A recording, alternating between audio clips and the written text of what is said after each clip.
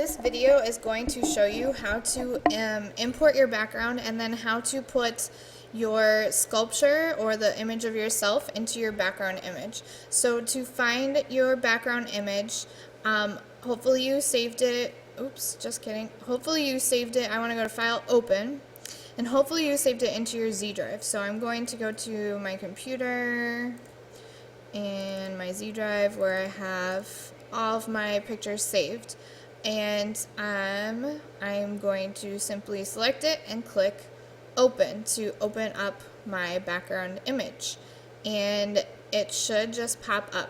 And this goes for any image that you have gotten online, or if you took the picture yourself. So the second thing that you are going to want to do in order to put one image inside of another image is you want to click, because they're going to be separate tabs at the top, you want to click on one of the pictures and slide it kind of off to the side. It will make a separate little window. It doesn't matter how much of the background you see, you just need to see a little bit. The second thing you need to do is you need to make sure that the image of your, or the size of your images are a good size. So you need to go to Image and Image Size, and you need to resize your bigger inches. Notice that I'm down in document size and not up in pixel dimensions. That will mess up your whole image. You need to be down in document size. I go to my bigger number and I change it to a 7 and I hit enter. Now, your instinct is like, oh my gosh, it's so small. But if you just click Control plus, it gets bigger again, just like it was.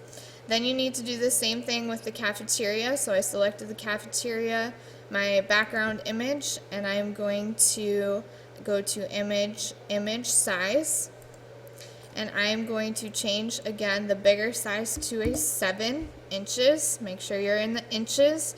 And you also want to check to make sure that the resolution is the same.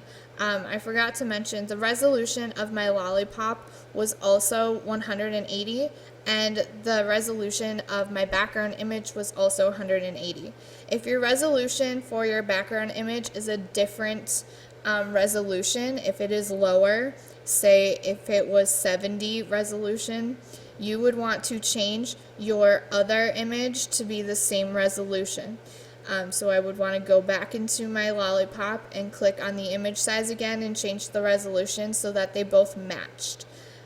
You can never go higher in resolution, but you can go lower. So mine are the same, so I'm going to hit OK. The next thing that you are going to do is you are going to, and again, my background got really small, so you can just zoom in again.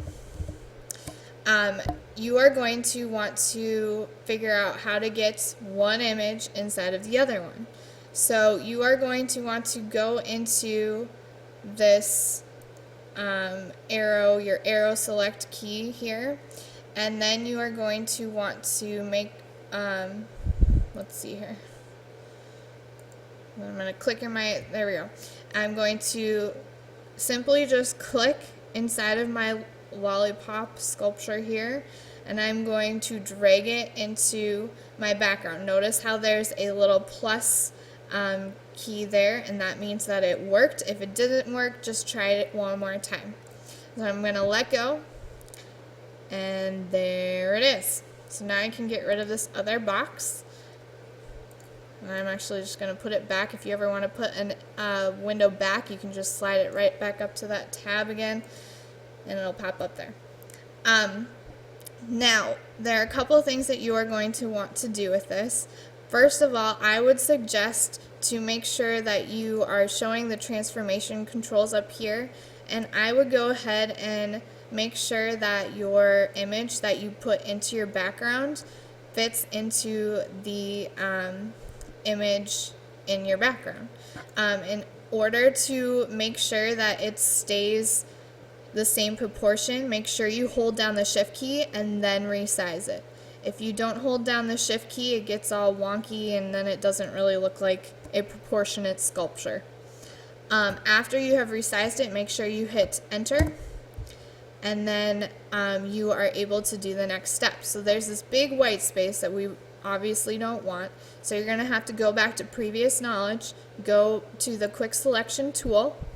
You'll want to make sure you're on the plus to select, and you're just going to select all the white space. It's okay if it selects the background, because if you are down in your layers, you will notice that I am in layer 1 and not in the background. So if I deleted right now, it would not delete my background at all. It would only delete what is in my layer 1 here.